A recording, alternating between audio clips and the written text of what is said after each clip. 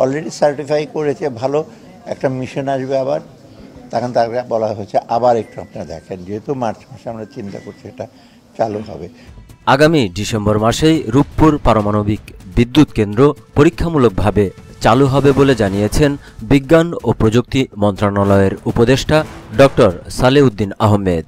মঙ্গলবার অর্থ মন্ত্রণালয়ে নিজের দপ্তরে সাংবাদিকদের সঙ্গে আলাপকালে তিনি এ তথ্য জানান। উপদেষ্টা বলেন, আমরা নভেম্বরে চালু করার জন্য রাশিয়াকে চিঠি দিয়েছিলাম, তারা জানিয়েছে যে ডিসেম্বরে চালু করবে। ইতিমধ্যে বিদ্যুৎ কেন্দ্রের জ্বালানি চলে এসেছে জানিয়ে তিনি বলেন, আন্তর্জাতিক পরমাণু শক্তি সংস্থার একটা টিম পর্যবেক্ষণ করে কিছু সুপারিশ করেছে, আমরা সেগুলো বাস্তবায়ন করছি, তারা আবার এসে ফাইনাল সম্মতি দেবে। রূপপুর পারমাণবিক বিদ্যুৎ কেন্দ্রের প্রতিটি ইউনিট বিদ্যুতের দাম এখনও নির্ধারণ করা হয়নি বলেও জানান তিনি।